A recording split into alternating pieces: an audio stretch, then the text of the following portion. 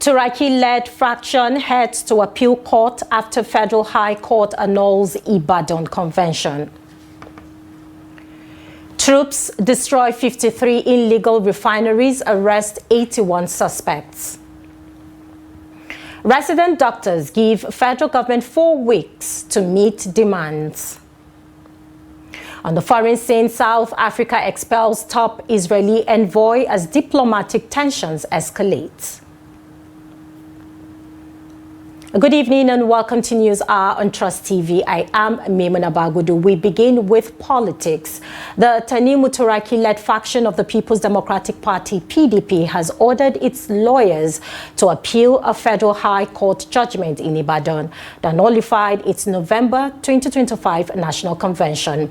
The court ruled that the caretaker committee led by Mohammed Abdurrahman and Samuel Anyawu remains the party's recognized National Working Committee pending a valid convention, and barred Turaki's faction from parading as national officers. Reacting, the faction said it will challenge the ruling and urged members to remain calm, insisting the rebirth movement remains on course. The convention was invalidated following a suit by aggrieved stakeholders over alleged irregularities in delegates' list and congresses, with a similar case earlier filed by the Wike-aligned faction in Abuja.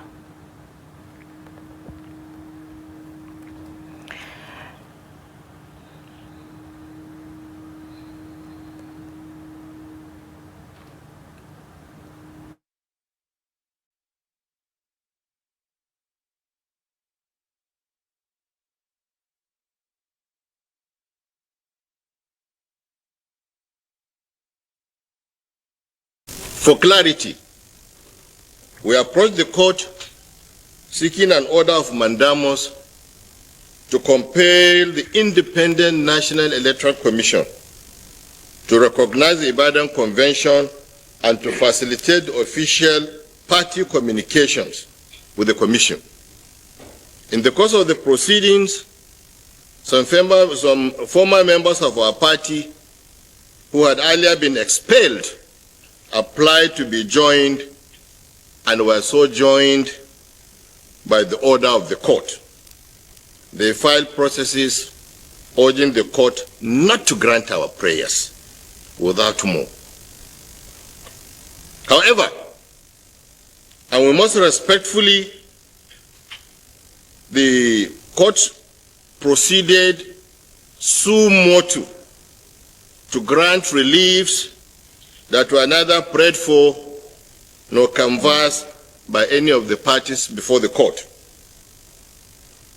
More importantly, the judgment is in material conflict with subsisting orders and previous judgments of courts of coordinate jurisdiction, all of whom are now subject of appeal before the Court of Appeal. Now, joining us to discuss on the PDP leadership crisis is Comrade Dabokiabo Wamate, who is the party's chieftain. Thank you for joining us tonight, Comrade. Thank you for having me. All right, let's start with the court ruling. I mean, the court says that the Abdurrahman Anyawu Caretaker Committee remains the recognized leadership and has barred, your faction, or should I say the other faction. So why are you appealing, and what exactly did the judge get wrong this time? No, thank you very much. Well, let me start by saying that this did not come as a surprise. Before now, even on your platform and several platforms, I've made it very clear that in the eyes of the law, the Ibadan Convention was not held. And that's why people like us were not surprised. And the court has looked at it and has said that there was no convention and has nullified every decision taken, including the election of national officers in that purported convention. And the court went further. I believe it is in the wisdom of the court, considering the fact that they've nullified the convention. In order not to be vacuum, they had to recognize the Ayawo and Abdurrahman-led caretaker committee. You see, people have argued that there is appeal, so this judgment is not. But this judgment that was given, it was not Aya or Abdurrahman faction that went to the Federal High Court Ibadan. It was the what is it called? The Turaki-led faction that went to the Ibadan Federal High Court, having failed to meet the requirement, because you remember there were two judgments from the Federal High Court Abuja, separate judgment, as against the State High Court order. And after that, when INEC pursued the case, the State High Court judge saw that it doesn't have jurisdiction over a federal institution like INEC, and by so doing, it delisted them from the case. And that the implication of that is that the convention was never recognized, and that was why the Turaki-led faction, being sponsored by Makinde, went to the Federal High Court to seek for recognition, for INEC to recognize them. And today, the court has said, we don't want INEC to recognize you because the convention is invalid and every decision taken in the convention is invalid. And, you know, there is no vacuum in leadership. As a result of that, they pick, what is it called? They recognize the Senator Honorable Abdurrahman and Senator Anyanwu-led caretaker, National Caretaker Committee. So that is the true position of what transpired today at the Ibadan Federal High Court. Okay, comrade, based on reports, the convention was cancelled over alleged irregularities in delegates list and also congresses. And we've seen, you know, similar cases in Abuja as well. Now, did anything go wrong in that process, and who should take responsibility? Look, you see, the court said they based their judgment on the fact that, one, the Turaki-led faction disobeyed court orders. Number two, not court order, court judgment, two court judgment. Then number two is that they went against the party constitution. It was on that ground, those two grounds, they nullified the Ibadan Convention. So looking at that, the person or persons that are saddled should be saddled with the responsibility or the blame for what is happening today in PDP as a result of today's judgment is His Excellency Engineer Makinde. We told them, follow the due process, meet the requirement. And that's why I said, as I mentioned earlier, that in the eyes of the law, I still maintain the convention was not, conducted. And today, I have been vindicated by the Federal High Court Ibadan. In as much as they want to appeal, no problem. It's the right of the Turaki-led faction to appeal it. But the truth remains that there are infractions in the process, and the court has, based on that, nullified the convention. And whether rightly or wrongly, the court has made this pronouncement. It is binding on the PDP national to obey it. So, comrade, based on comments from, many stakeholders, they have blamed the APC government for, the problems that are going on at the moment in the PDP. Now, as a PDP chieftain, do you think the court has been used to undermine your party? Well, I don't have evidence to that fact, so I will not want to allude to it until I have facts to that. That is when I will allude to the fact that they have been used, the APC government are using them. But having said that, let's look at if APC government is going to use anybody, they'll use people that are willing within the PDP. So the question is that why would those people be willing to destroy their own home, to destroy their own family, and for an outsider? That is the issue. And that's why we are having issue with a lot of leaders in our great party, the People's Democratic Party. We believe that the party will bounce back. Whether APC is behind whatever is happening in PDP or not, there must be PDP members that are forming alliance or that has cut deals with them. Otherwise, there is no way they would have been able to do this. And I don't have evidence of that fact, so I cannot blame the APC-led government, but I can blame PDP leaders because of their inaction, and actions and their decision and their. I've said it. Some of them don't have the discipline to say no to financial incentive in order to stand by the truth. All these cumulative reasons led to what we are facing today. Well, comrade, you would agree with me, just like, every other Nigerian will say that politics in Nigeria is a tricky one. So let's hope that at the end of the day, all of these issues in the PDP will be resolved. Thank you so much for speaking with us tonight. Thank you for having me. Sure, it will. I hope so.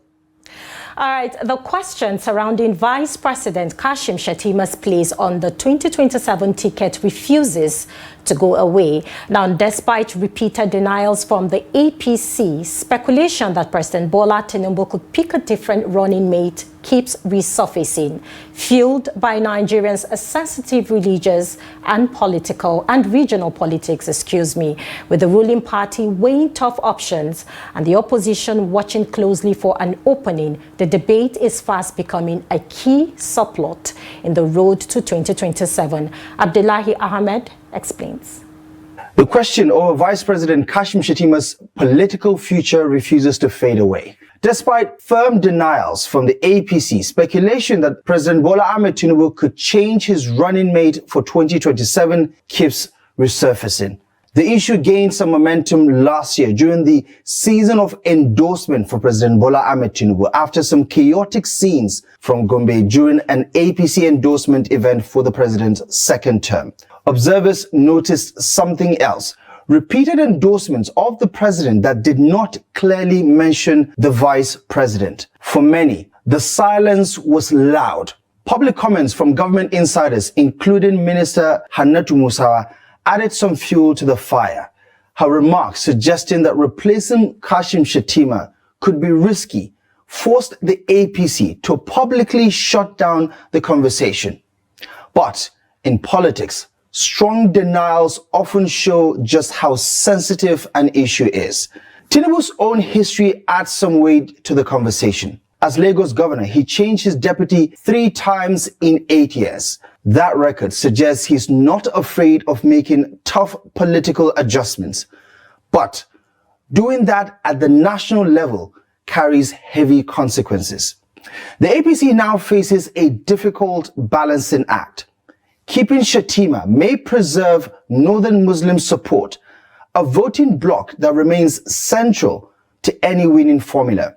But critics argue that retaining a Muslim-Muslim ticket could deepen religious concerns, especially as claims of anti-Christian violence and even, quote, Christian genocide circulate in international discussions about Nigeria.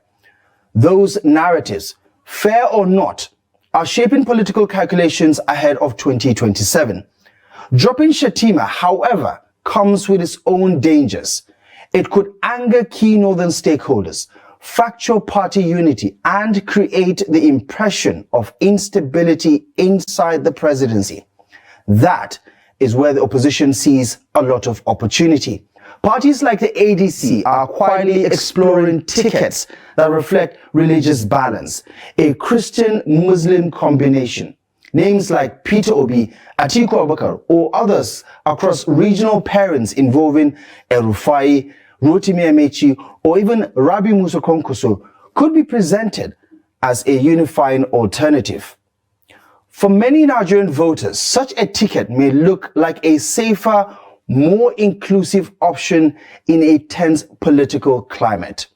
Yet, history shows religion was not always this central in Nigeria's political math.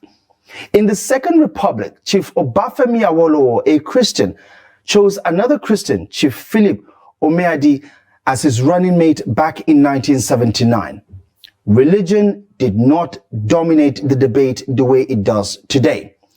During the Third Republic transition, Chief MKO Abiola, a Southern Muslim, picked Babagana Kingibe, a Northern Muslim, as his running mate, something that mirrors what we currently have with Tinubu and Kashim Shettima. That Muslim-Muslim ticket did not define the election conversation at the time. The focus then was more on competence, national appeal, and political structure.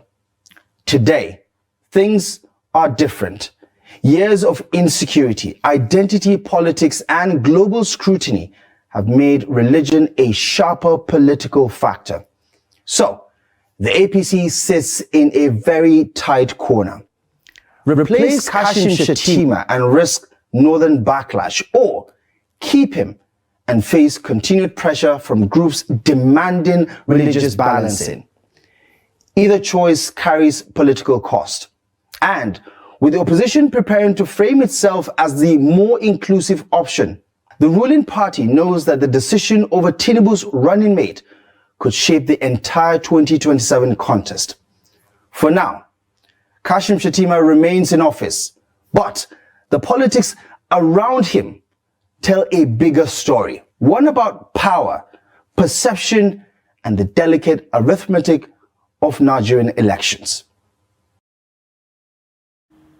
FCT Minister Nyesom Wike has warned he may take drastic measures after being denied permission to use the General Gowon Yakubu Stadium in Rivers State.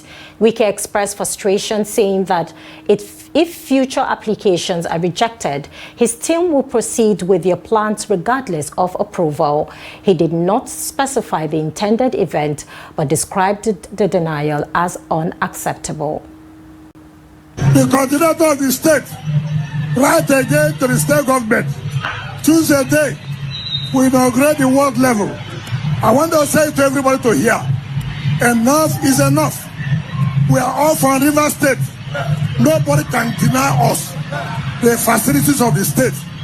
If you don't agree to give us, we will do the useful and we'll take it by force. Heaven will never fall.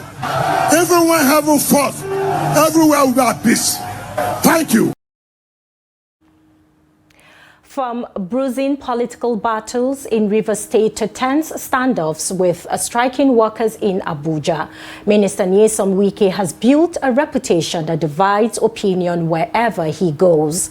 Outspoken, combative and unapologetically forceful, the FCT minister is seen by supporters as a man who gets results and by critics as a symbol of hardline politics. Aisha Abdul-Mumonin takes a look at the highs and lows of one of Nigeria's most talked about public officials. The report. Nyesom Wike, Minister of the Federal Capital Territory and former Governor of Rivers State, remains one of the most controversial figures in Nigerian politics.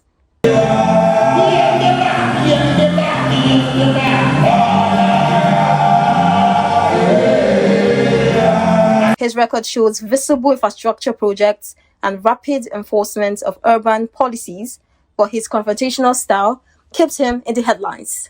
In Abuja, his clamp down on illegal structures and land administration reforms has drawn praise from some residents who say the city looks more organized. Others accuse him of heavy-handed demolitions and policies that hurt small property owners. Political scientist Ismail Payemi says Wike's public image is becoming a political burden, arguing that his tough approach often overshadows his achievements. What brought Wike to where he is today, public perception, is also part of it. All these media interviews that Wike grants is not just to pass message, it's also to get some public sentiment towards his own personality. So public perception of Wike, currently as we speak, is already affecting his popularity in the political terrain of Nigeria. And as a person, we advise that he work on that, because if he continues like this before 2027, maybe he might not be as relevant as we think he will be come 2027. Political analyst Abdurrahman Hamisu offers a different view. He describes Wike as a result-driven politician whose moves are always calculated for political survival and influence. He adds that Wike's current relevance at the center of power reflects the forced rivalry between major political blocs. Wike's flaw is the fact that he doesn't back down or shy away from any confrontation. And for the fact that he's such a person that he either gets it his own way or there is no peace, this very particular public image has continued to trail him, whether as a River State governor or as the minister of the FCT.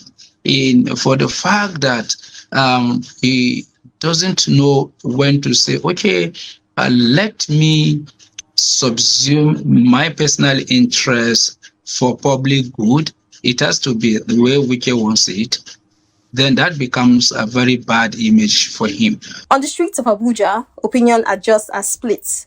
Some residents credit Wike with visible development and stricter city management. Others says his policies lack companion and accuses him of playing politics with governance. By the grace of God, he will come back. Because even this man contests for president today, by the grace of God, we will go vote him. Because he really changed this country.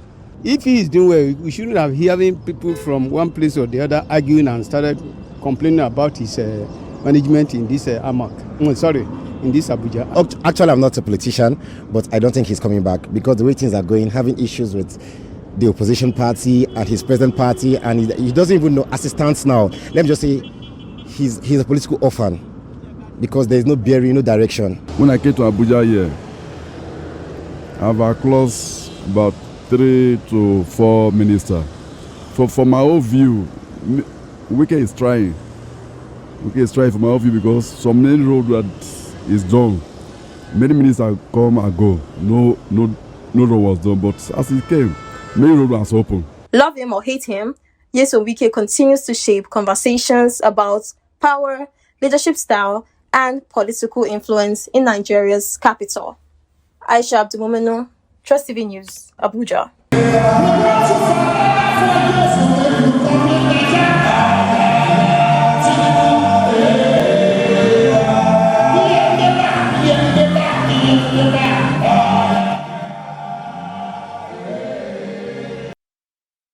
We shift gears now to security matters. Bello Turji's group has reportedly demanded 200 million naira for the release of bandits leader Abdul Lakai, who played a key role in negotiating the Jibia peace deal in Katsina State. A security source in Jibia told Trust TV that the initial demand was 400 million naira, but it was later negotiated down to 200 million naira. The money, which includes 100 million naira as a refund from a failed arms deal and 100 million naira as ransom, has been delivered to Turji's camp, and Lankai's release is expected imminently. On Thursday evening, around 300 members of Lankai's gang carrying weapons gathered to receive their leader but returned home disappointed. With the payment confirmed Friday morning, sources say Lankai is expected back in Jibia shortly. The situation arose following an alleged controversial and failed arms transaction between Turji's camp and associates of Lankai, leaving residents of Jibia in confusion and concern over the escalating tension.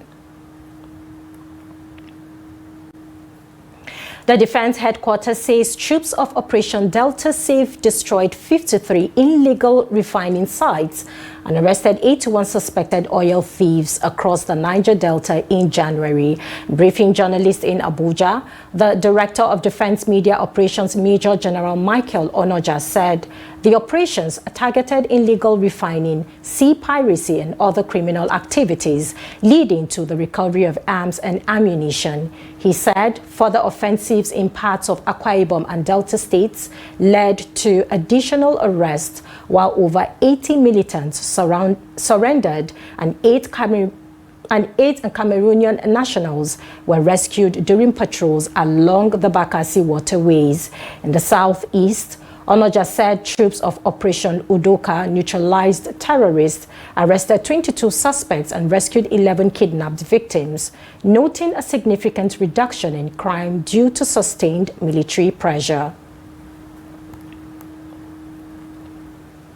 Now, security efforts have recorded a major breakthrough in Gasol local government area of Taraba State, as a local vigilante group has arrested 6 suspected pipeline vandals, including a buyer of the vandalized pipelines, during a late-night operation in Doro village under Mutumbiu. The report. The suspects were arrested on Tuesday night while attempting to load vandalized pipelines into a truck for onward transportation. Members of the vigilante group say the operation followed intelligence report and sustained patrol around communities in Mutumbiu where pipeline vandalism has remained a major concern. According to the group, the 6 suspects include those who vandalized the pipelines as well as the buyer who come to collect them. Wannan ta'adin da ake yi dai suna yi ne da dare sakamakon. This vandalization happens at night, and we are always fighting them. We want people to know it's affecting us, not just the government. It's affecting our future. We need government support to fight these vandals. The vigilante group explained that this is not the first time they have apprehended suspects linked to pipeline vandalism in the area, noting that previous arrests were handed over to security agencies.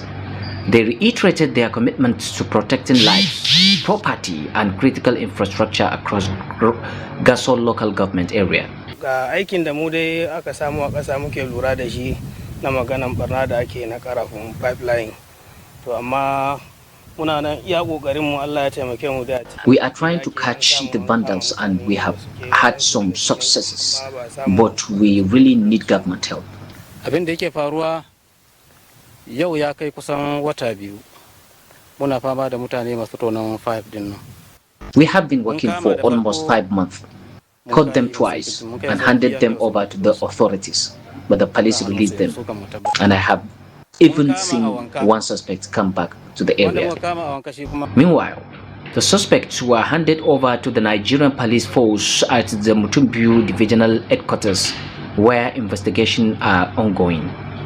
The chairman of Gasol local government area has praised the vigilante group for their vigilance and bravery, assuring them of continued support.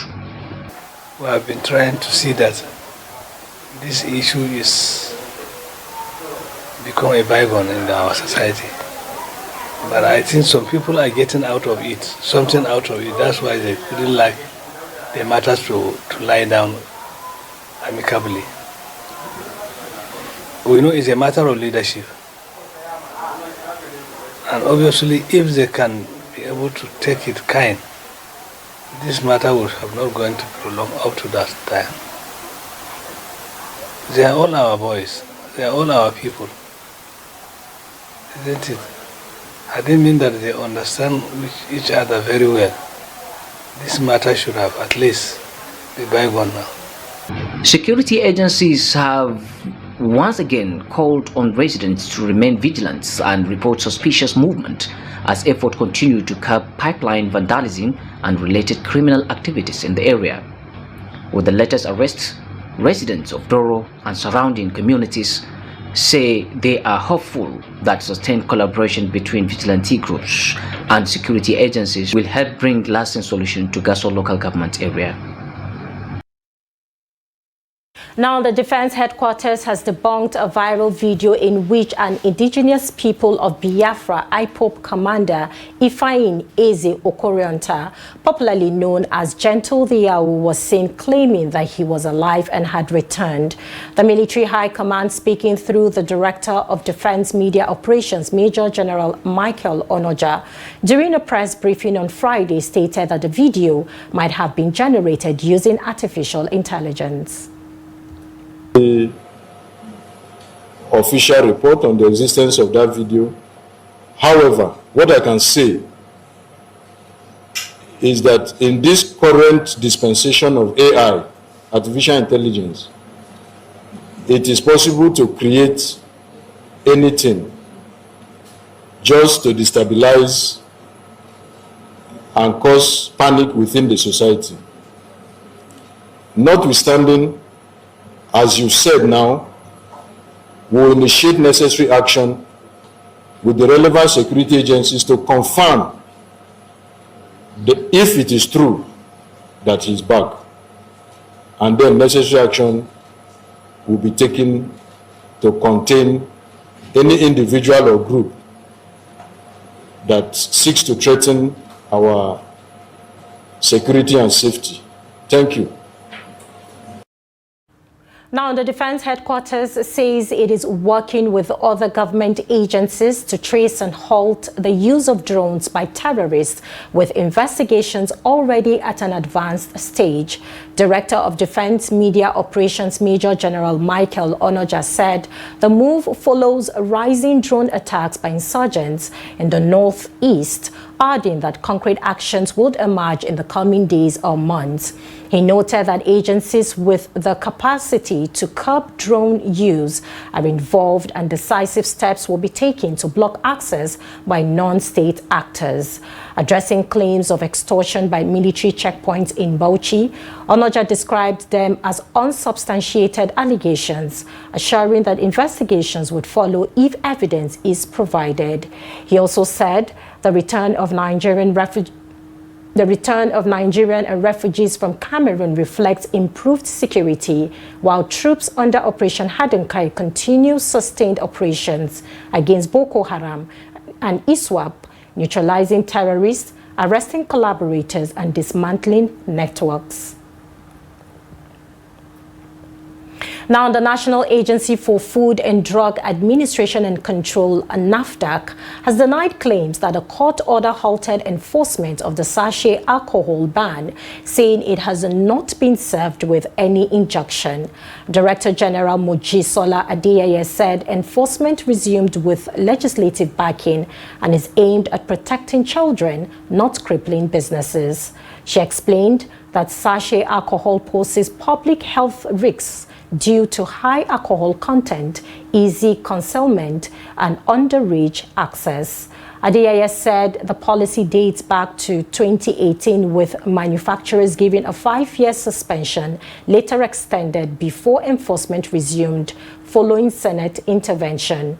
She added that alcohol remains regulated by NAFDAC and is not banned outright, stressing that the focus is on harmful and packaging formats.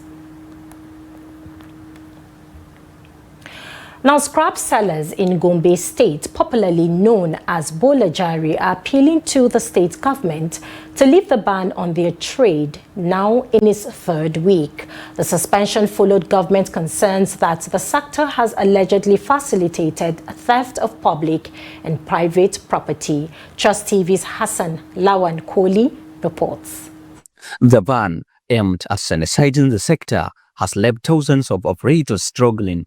Speaking on behalf of the association, caretaker chairman of the Gombe State Bolajari Association, Adamu Aliyu, said the suspension has affected an estimated 100,000 members across the state, exposing them and their families to severe economic hardship. Mun haramta duk wani mai yin Bolajari a gida ko a cikin lungu. We insisted that all our members must continue the business openly, banning operations in homes or indoors. This is part of our effort to sanitize our business. Ya tashi in an dare ta ko kayan gaskiya aka wada da kana karba gari ya waye wannan zai taimaka mabattan shi da suke wurin shagon shi su zama wakilan mu wajen gane me yake siya me yake sayarwa. Some scrap sellers describe the ban as devastating, stressing that Bolajari is their only source of livelihood. We solely depend on Bolajari to earn a living. Hardship is biting hard as we are now 3 weeks grounded. It is not easy at all. While acknowledging the presence of criminal elements within the trade, operators urge the government not to punish law-abiding sellers. There are a lot of bad eggs in this business. However, we urge the government to consider law-abiding business owners like us and lift the ban. We are ready to cooperate fully. The association says it remains committed to working with the state government and security agencies to ensure compliance with the law, while appealing for an urgent review of the ban to ease the economic hardship faced by its members. Hassan Lawan Koli, Trust TV News, Gombe. This is News Hour on Trust TV, coming up after the break. Resident doctors gives federal government 4 weeks to meet demands. To stay with us, more news when we return. Now moving on to more stories. Vice President Kashim Shettima on Friday commissioned the Tudun Biri resettlement scheme in Kaduna State, fulfilling President Bola Ahmed Tinubu's pledge to rebuild the community affected by a military drone incident nearly 2 years ago. The scheme, located in Tudun Biri Community, Igabi local government area, includes 133 completed housing units, schools and modern infrastructure, delivered under the resettlement scheme for persons impacted by conflict. Trust TV reports. Vice President Shettima recalled his visit to Tudun Biri in December 2023 following the tragic incident. At the commissioning ceremony, he said the project reflects a coordinated national response to internal displacement, prioritizing durable solutions, community resilience, and the restoration of dignity for Nigerians affected by conflict and insecurity. This project reflects the resolve of the federal government to respond decisively to the humanitarian consequences of conflict and internal displacement across our country. The Tudun Biri resettlement scheme is a vehicle for hope for families whose lives were disrupted. It is a practical reassurance that the Nigerian state does not abandon its citizens in times of adversity.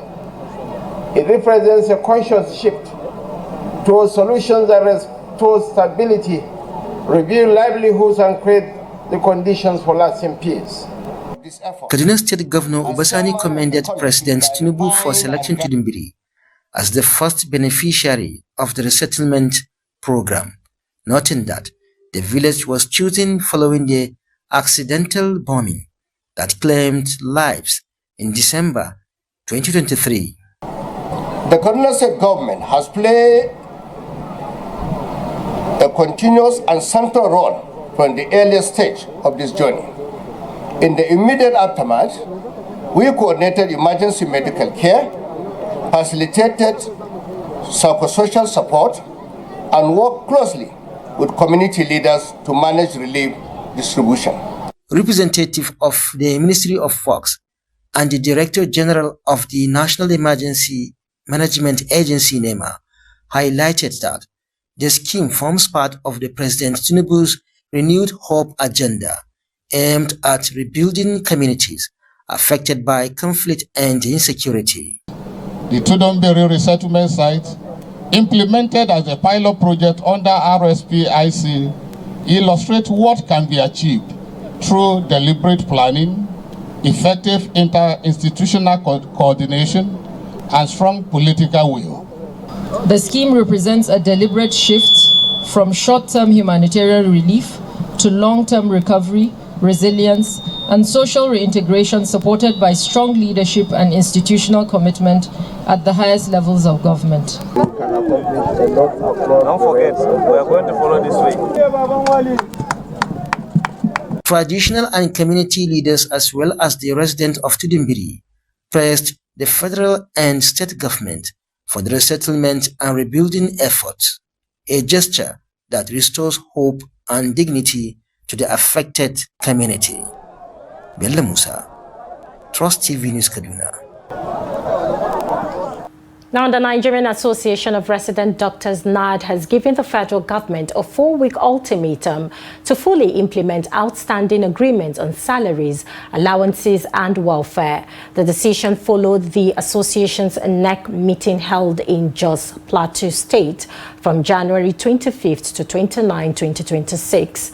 NAD acknowledged progress on reinstatement of disengaged doctors, CONMES arrears, and assurances on promotion and salary payments, but expressed concern over delays in approving CONMES 3 as entry-level and non-payment of professional allowances in the 2026 budget. The association warned of worsening labor relations in some hospitals and called for urgent action to improve doctors' welfare, training funding, and health infrastructure. In Abuja, the nation's capital, two major public projects launched with fanfare and now drawing public concern. What was presented as progress has left many residents and business owners hopeful, but questioning the trend of underutilization of major projects. Amina Ibrahim reports. In June 2025, President Bola Ahmed Tinubu commissioned a multi-million naira state-of-the-art bus terminal in Abuja, promoted as a modern fix to city transport challenges. More than 7 months later, many of the terminals remain largely inactive. The gates often locked. There are no long queues, no rush of commuters, just few buses moving in and out of empty facilities.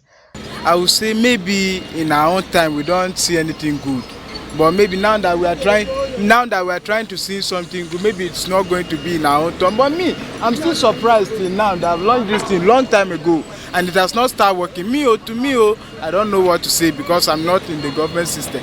But at least they let them see to the transport issues, how people are facing a lot of challenges on the road. When it comes to government, what are the basics the government should do for humanities? We don't expect much. Highest 5 or 6 basics, which is the education that now the students are no more in school. So what are we living for? And also, when you talk of insecurity, we are still so battling with it. Also, this terminal and the infrastructure actually is good, it's not bad, but it's a mispriority of if you can see, like this kind of terminal point. If it's almost 5 of them, I know in some of the places in Abuja here, there's no any single bus that can sincerely say they are carrying somewhere to another place. So what is the point of building all these terminals? While people are suffering, while people are staying at home without doing nothing. So let government honestly come back to drawing board and assist the people that they are governed. While some residents praise FCT Minister Nyesom Wike for delivering a modern infrastructure, others say the terminals have yet to serve their purpose. The structure risks becoming monuments to poor planning commissioned, but not yet fully integrated into the city's transport system. A similar pattern appears elsewhere. A new farmers market facility also introduced as part of efforts to modernize Abuja's commercial space is still battling low patronage weeks after opening at the Utako's farmers market. Many shops remain empty. Traders say customers' traffic has not picked up as expected.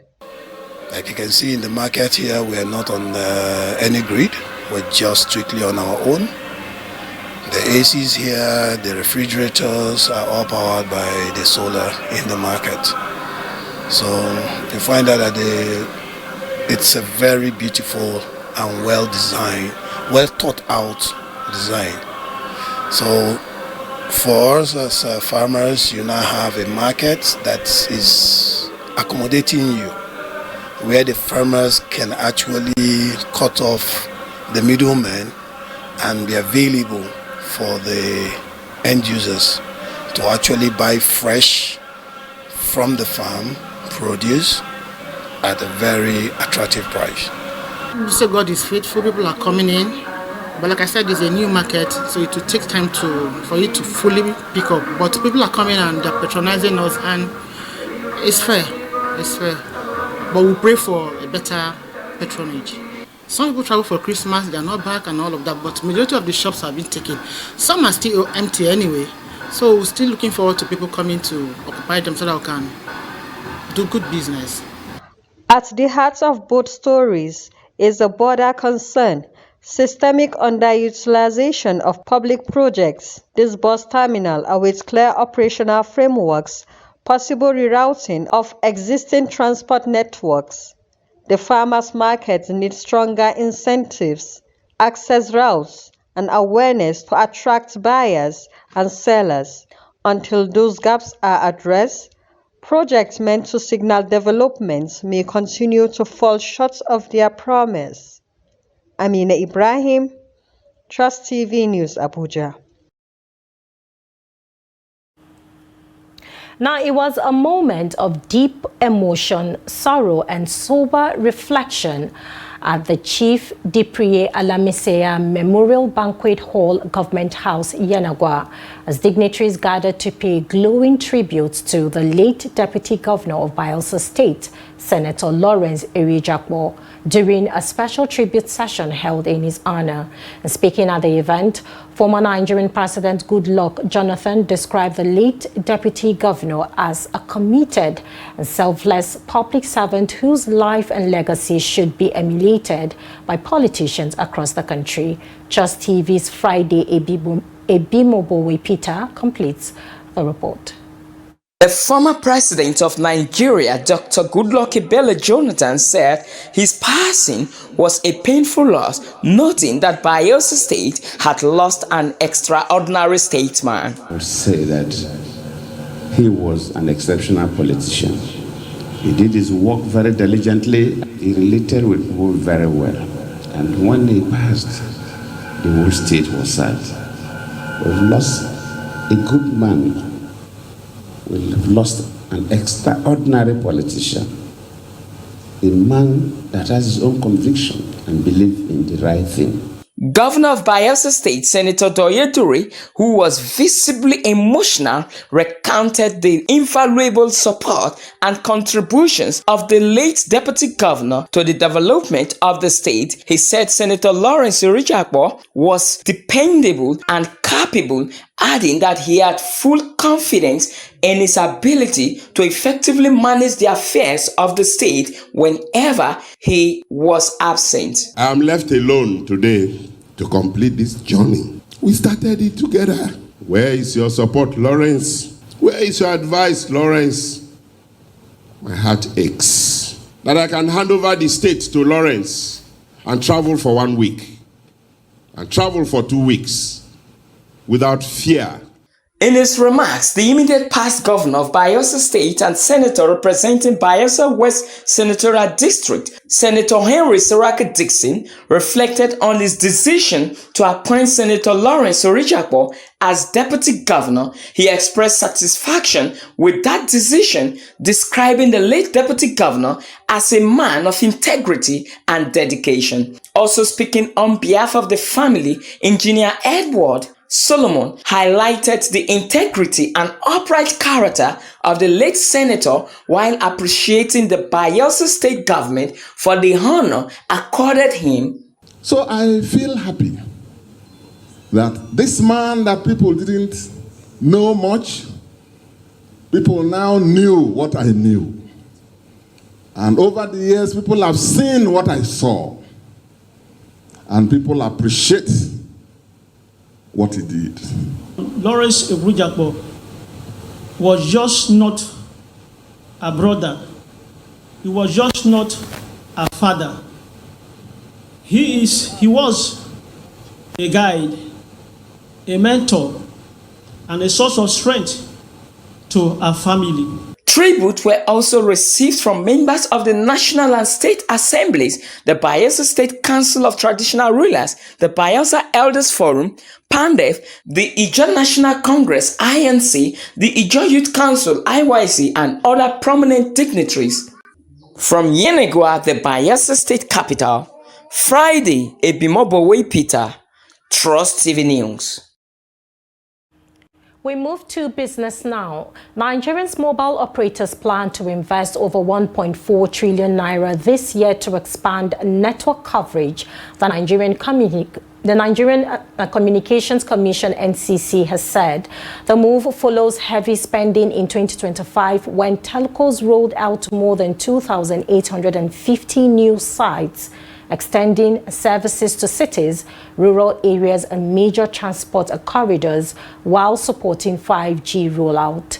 NCC Executive Vice Chairman Aminu Maida said last year's investments drove improvements in download speeds and narrowed urban-rural service gaps, though challenges remain, including limited 5G coverage and slow upload speeds in some areas.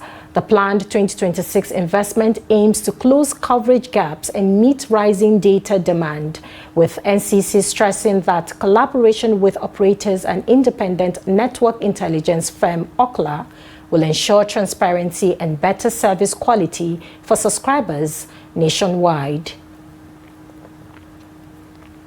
And away from Nigeria, South Africa has declared Israel's top diplomat in the country, Ariel Sedman, persona non grata, giving him 72 hours to leave the foreign ministry, announced on Friday. The ministry said the move followed a series of unacceptable violations of diplomatic norms and practice which pose a direct challenge to South Africa's sovereignty, including the use of official Israeli social media to launch insulting attacks on President Cyril Ramaphosa. Relations between the two countries have been tense, with South Africa a vocal critic of Israel's actions in Gaza and having brought a case before the UN's top court in December 2023, alleging Israel's war in the Palestinian territory amounted to genocide. The explosion comes days after an Israeli delegation visited South Africa's Eastern Cape province, offering water, healthcare, and agricultural expertise, a visit criticized as breaching diplomatic protocol. This decisive action follows a series of unacceptable violations of diplomatic norms and practice, which pose a direct challenge to South Africa's sovereignty.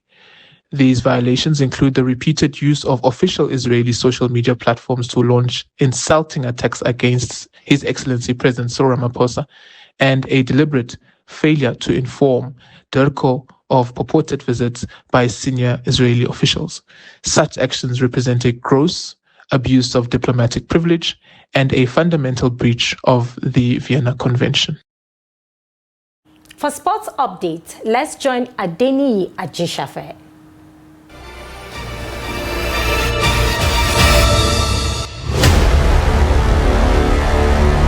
Portugal proposed an international friendly match against the Super Eagles of Nigeria as part of their build-up to 2026 FIFA World Cup. The friendly penciled for 6 June with Portugal's capital city, Lisbon, expected to host the encounter. While the date has been tentatively agreed, final confirmation of the venue and match logistics is still being discussed. Talks are ongoing between Nigerian Football Federation (NFF) and the Portuguese Football Federation (PFL), with both working towards finalizing the details of the international friendly. The proposed friendly comes on the back of Nigeria's impressive showing at the 2025 AFCON, where the Super Eagles delivered a series of eye-catching performances that enhanced their growing reputation on the international stage. The last meeting between both countries ended in a loss for Nigeria, as Portugal recorded a commanding 4-0 victory in November 2022. On that occasion, a rematch would offer the Super Eagles an opportunity to measure their progress against elite European opposition, while also helping the coaching crew assess the squad ahead of crucial World Cup qualifiers and international commitment. If confirmed, the fixture will rank among Nigeria's most high-profile friendly matches in the current international window and underline the Super Eagles status as one of the Africa's leading football nations. And still in football, the Confederation of African Football (CAF) has approved a request by the Nigerian Football Federation for a change of venue of the 2026 FIFA Under-20 Women's World Cup third round first leg qualifying match between Nigeria and Senegal, scheduled for 7 February 2026. NFF's Director of Competition, Ruth David, confirmed that the match will now be played at the MK Abiola Sports Complex in Abeokuta, Ogun State. NFF requested for a change of venue as a result of the deteriorating state of the playing pitch of Lekan Salami Stadium, Ibadan, that had earlier been approved for the match, which hosted the Falconers' second leg clash with the Rwanda Under-20 girls in September. Falconers are expected to relocate to Abeokuta in few days in order to familiarize with the turf of MK Abiola Sports Complex. Falconers defeated Rwanda 5-0 on aggregate to qualify for the third round of the African series of the qualification campaign. The winner between Nigeria and Senegal will reach the last round of the series, where they will take on the winner of the fixture between Guinea-Bissau and Malawi for a place at the final tournament scheduled for 5th to 27th September 2026 in Poland. That's Sport News. I'm Adeni Ajishafe. That we've come to the end of News Hour on Trust TV. Follow us on all of our social media platforms and subscribe to our YouTube channel for more news. I am Maimuna Bagudu. Have a great weekend and good night.